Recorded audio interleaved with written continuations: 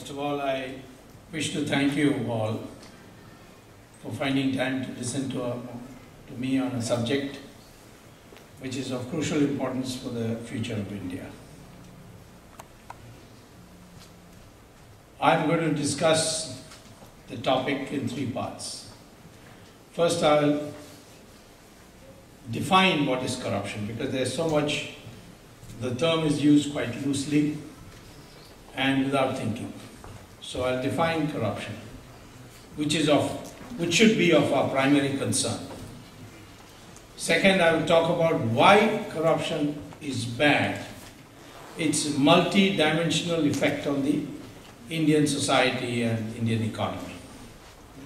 And finally, what can be the cure, both short run and long term. Corruption is a term used quite loosely.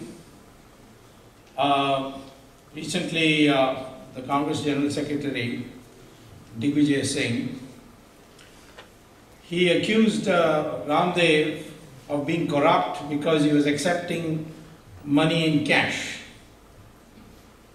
Now, that's an extraordinary statement, because supposing I'm a corrupt person, I have lots of cash in my pocket, and I go by taxi, and I pay the taxi driver in cash, which he is entitled to receive.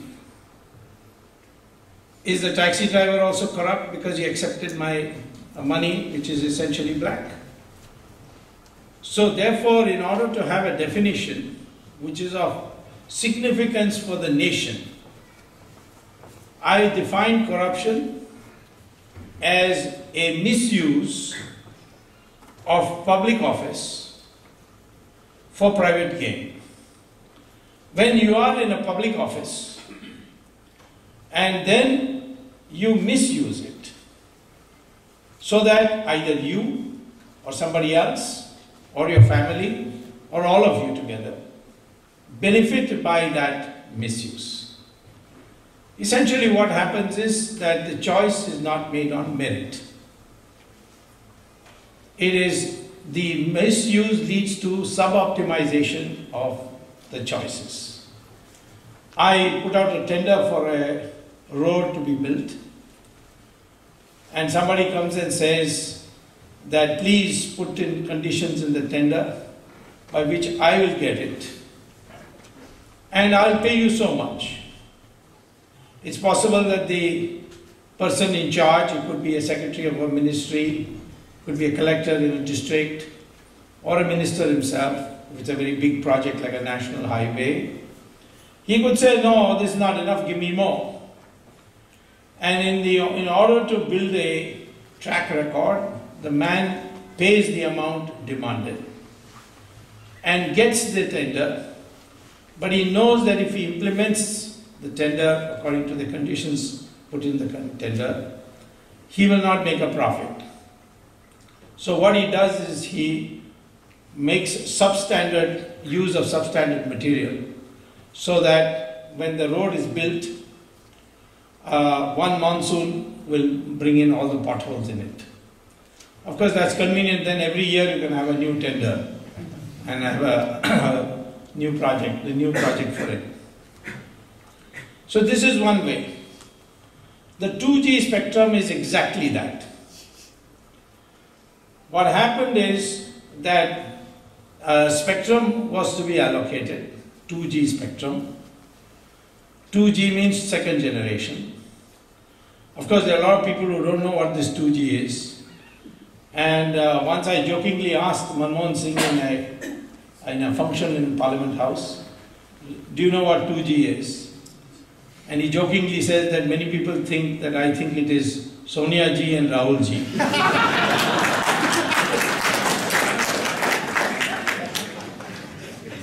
But you know that cordless phone, the frequency, it's a long frequency cycle. It does not carry more than your voice. But 2G will carry your, not only your voice, but also SMS, MMS, email, and your photographs also. 3G would carry the video of your talking. So obviously these have, the more and more cycles you have, the more frequency you have of cycles, the more data you are able to carry. And the sky has to be partitioned for that. I don't have to tell you all this, you're all past masters in this. But the fact is that this allocation is of a scarce resource, namely the sky. And therefore it has to be allocated most efficiently. And one of the most efficient ways of doing it when there is a huge demand, and there's bound to have been a huge demand, because in 2001 when the licenses of this kind began, we had only 40 million mobile telephones in our country. In 2008, when the 2G spectrum licenses were given, we had 700 million mobile phones. Big market. A lot of people wanted to get into it. So Mr. Raja, who became telecom minister, and a little before Dayanidhi Maran, they both decided to devise ways by which they could earn some money. And one of the ways they devised is that they, number one, fixed the price very low. It's actually Mr. Raja who did it. Maran did something else which I'll refer to a little later. But Mr. Raja wanted the price fixed at 2001 level, when the 2008 price was 10 times more. And how do we know it's 10 times more? I will tell you that in a minute.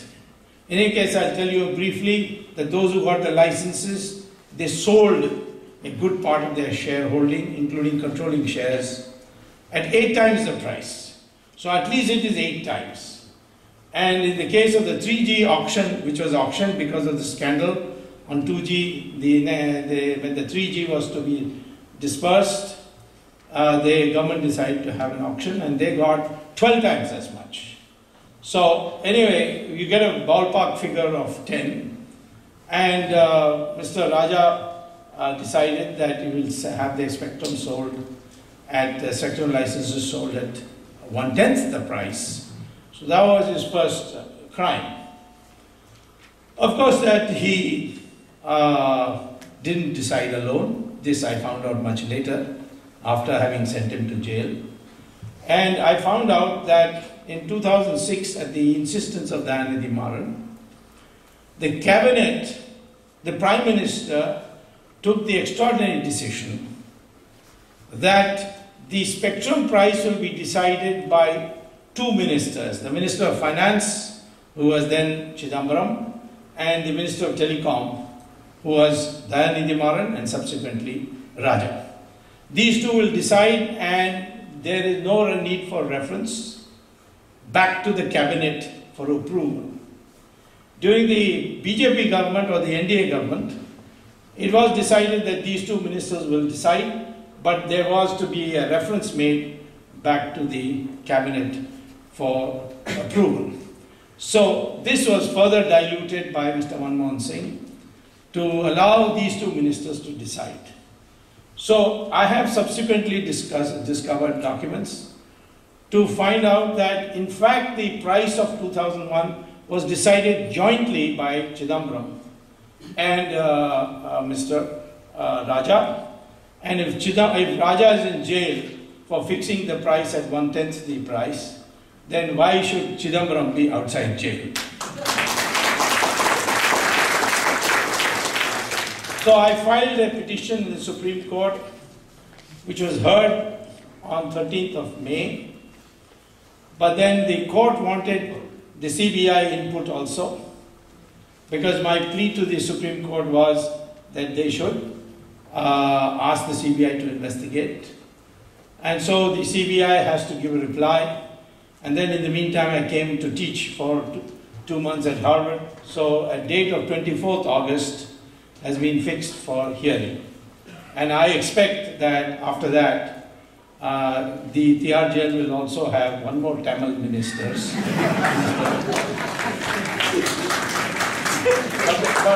But the good news is that now Tihar jail has started serving idli and masala dosa. But I also told the superintendent of Tihar jail that also now prepare pizzas and ravioli and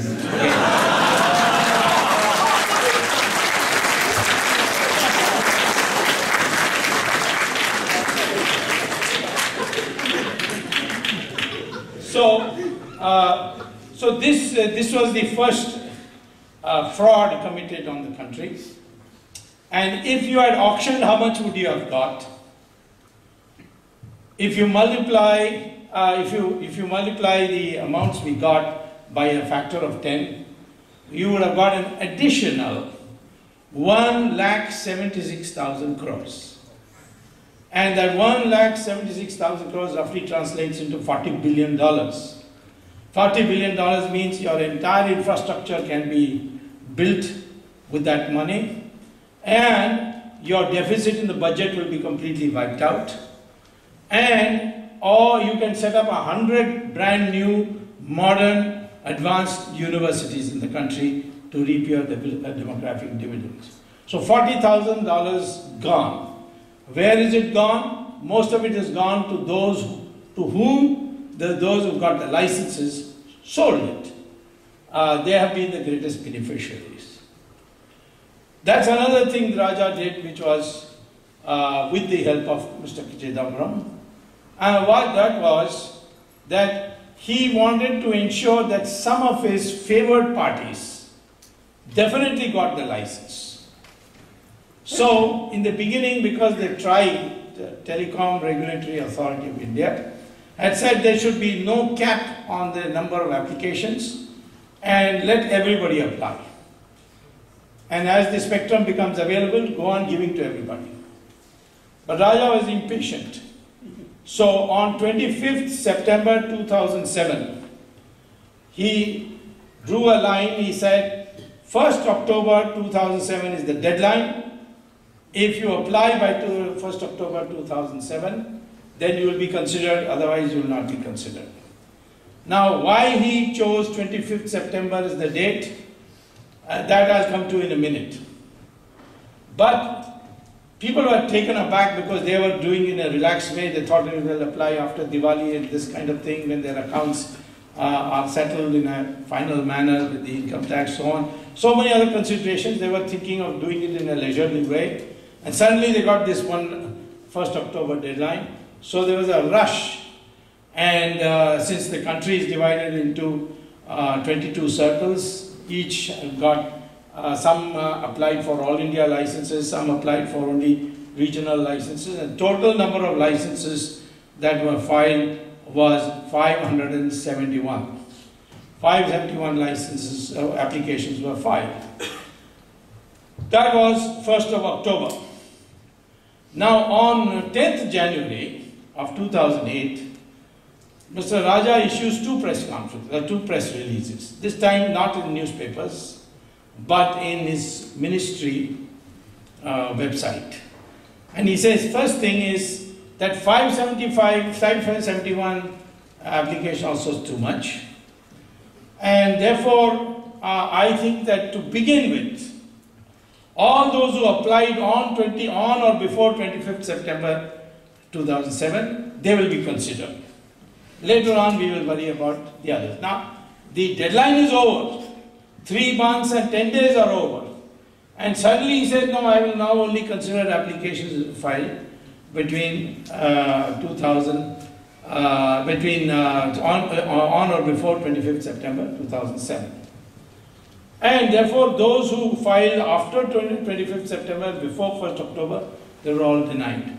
One industrialist, his name was Shiv Shankar, at that time, originally he was the owner of Airsa. He went to court, challenged it.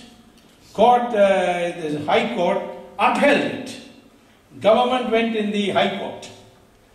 And I got word that the government is now going to screw this man completely, twist his arm, going to slap a number of cases so that he withdraws and the High Court judgment is set aside. It is that time I entered the Supreme Court, and the Supreme Court asked me, what's your interest? I said, I find there may be a collusion between these two parties, and by definition, businessmen cannot stand up to government.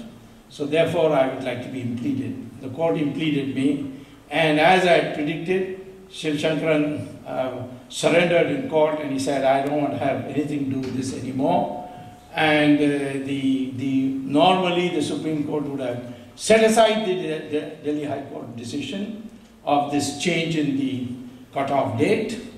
And but because I was there, they recorded that we heard Dr. Subramanian Swamy, and therefore we uphold the Delhi High Court decision. So that's how the process began.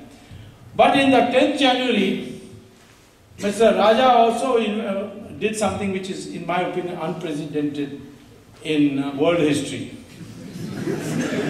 And that is, he said, he issued the press release at 2:45 p.m., 10th January. And this is in his ministry website. And he says that whoever brings a demand draft for rupees 1651 crores between 3:30 in the afternoon and 4:30 in the afternoon, only they will be considered. Now I know in India, even to get 1 lakh demand draft in 45 minutes is impossible. And 1651 crores. Yet 9 companies had them in their pocket.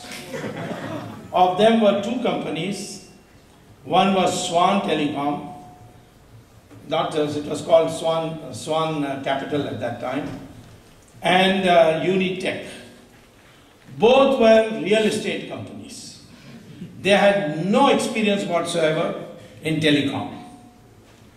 And they were favorites of Mr. Raja. And Raja wanted to benefit them. And therefore, they were already seated in the minister's room with the demand draft. So when the press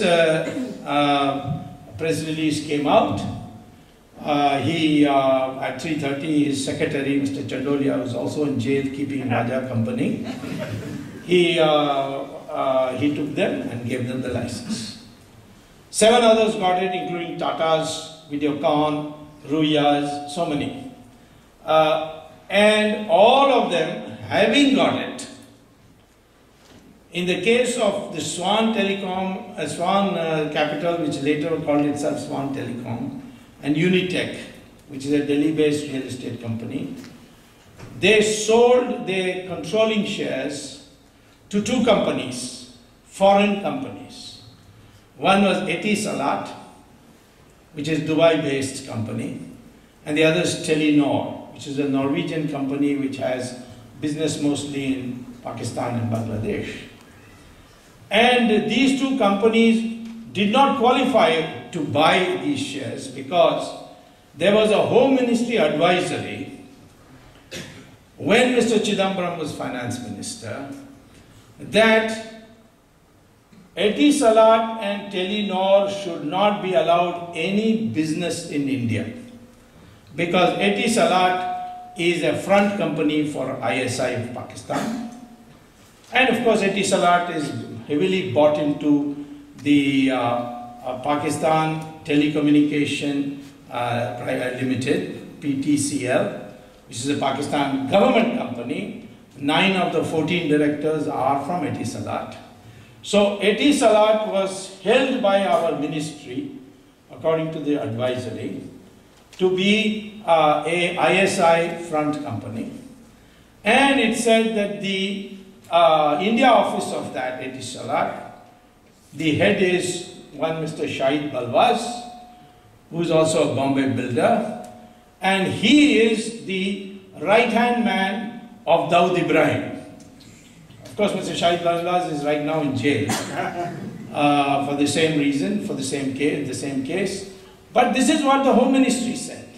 And as far as Telenor is concerned, the Home Ministry said they buy equipment from the Chinese army, which telecom equipment can also double for cyber warfare.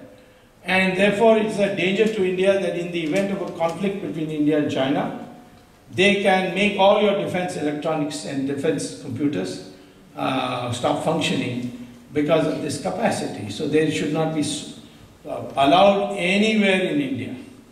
And that's why they couldn't even apply for telecom license. But now, they came by the back door. They bought the controlling interest by paying 8 times what Swan Telecom and Unitech paid. And now they are functioning in India. Their services have started. I have filed a petition with the Supreme Court saying that all licenses given in 2008 January by Mr. Raja should be cancelled. The court heard it. Court heard it and orders have been reserved. And the judgment should come any day. If it is cancelled, I have suggested that you can have a re-auction, you can have an auction, and these companies which, according to the Home Ministry advisory, should be disqualified. And what bribes they paid, that's their headache. We are not concerned. We'll catch them by another route when we get to the money trail. So here is a gross misuse of public office. Of course, Raja, who has got an LLB, argued his own case recently when the charges were to be filed.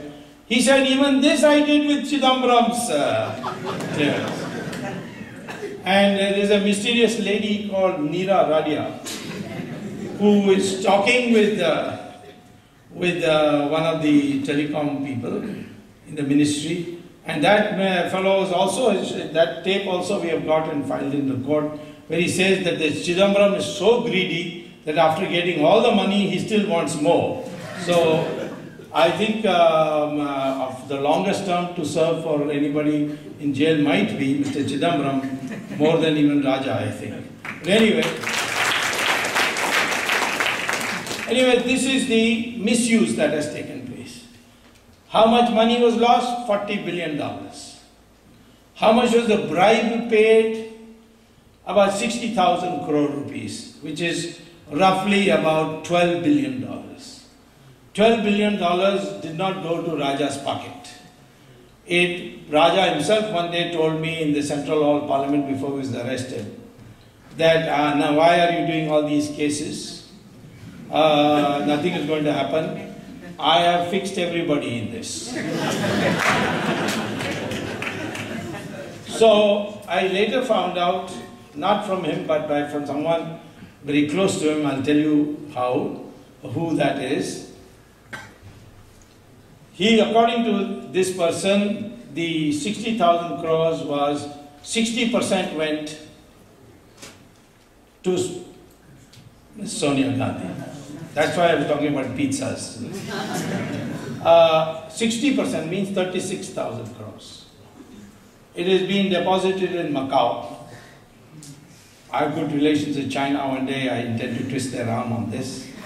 But Macau is the safest place today. Switzerland is no more safe because the Americans have beaten them black and blue. And they have passed such laws that it's very easy now to get the money out. But I'll tell you a little bit about that a little later. Mr. Raja got only 3,000 crores. Only. Considering he used to come by bicycle 15 years ago to party office of the DMK, 3,000 crores is a lot. And I remember the clothes he used to wear and the clothes he's now wearing. Big difference there was. And 3,000 crores, Chidambaram got another 5,000. That means that accounts for 44,000. And the remaining 16,000 went to Mr. Karunanidhi. Of course, Karunanidhi deserves more because he's got 3 wives and a lot of children.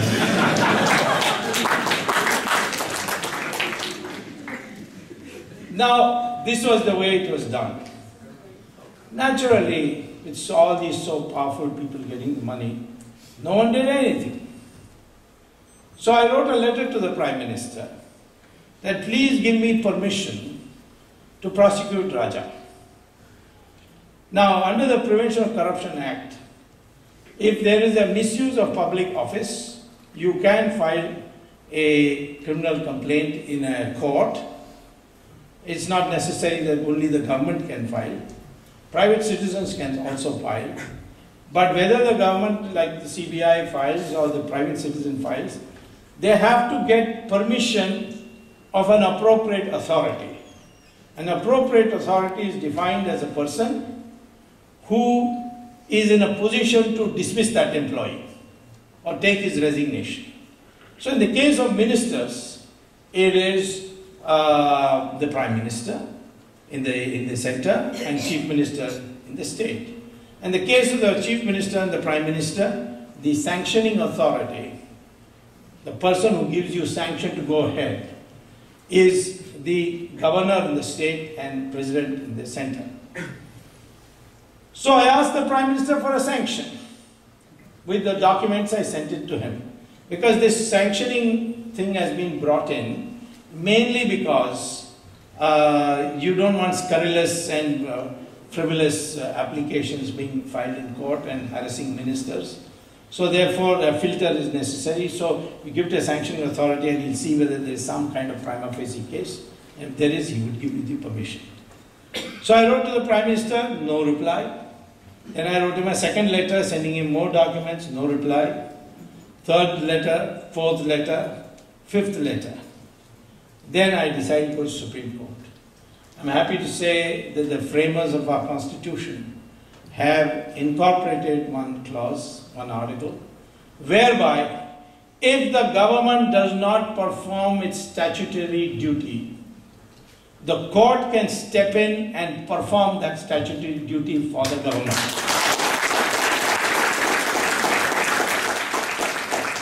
But it cannot do it so moto, there has to be a petition. So I filed that petition. And the court, and I gave all these 5 letters I'd written to the PM. And the court was very upset.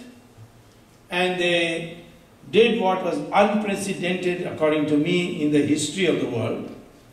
They sent a direction to the Prime Minister to file an affidavit why he did not reply to my letters.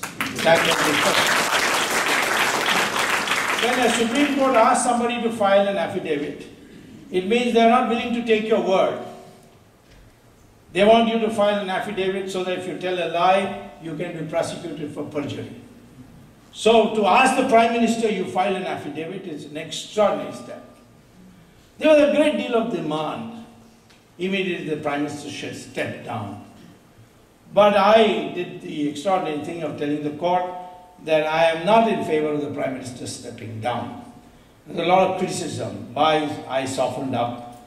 Have I got a cut too? In India, even Sita Devi was not spared by the dhobi in Ramayana.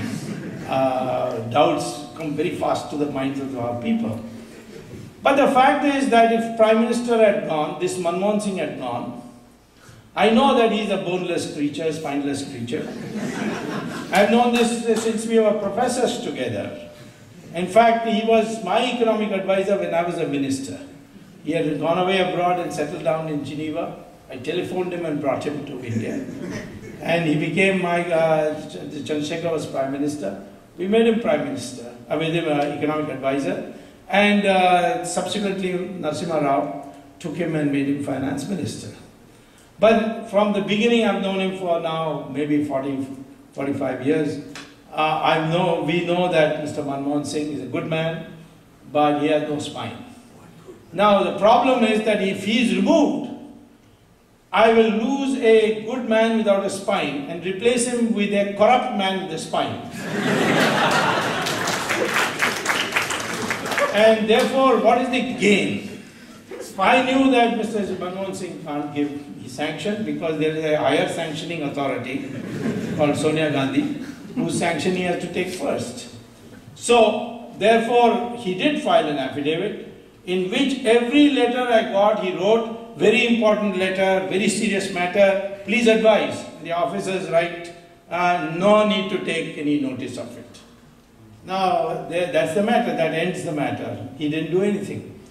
So, you can compare him to Bhishmacharya, who watched Draupadi being stripped And at that time, he kept saying, I'm helpless, I'm duty bound because they won the dice game, etc. It is Lord Krishna who said to Arjuna during the battle that now is the time for you to finish him off.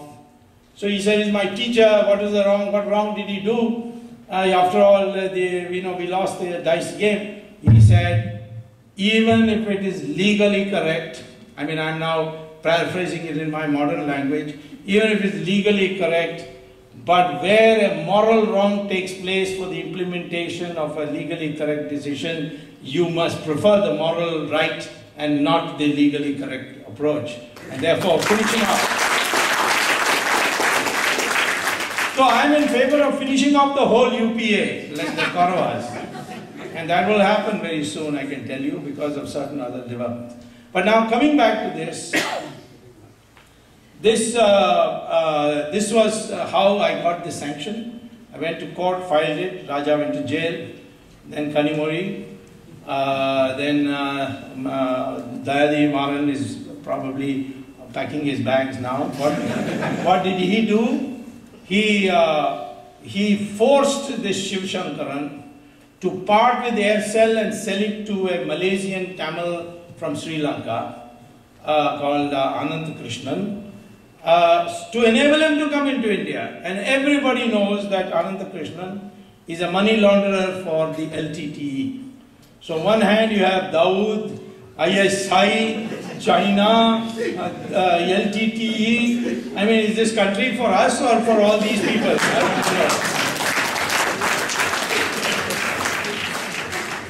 So he's now caught on that. It's only a matter of time.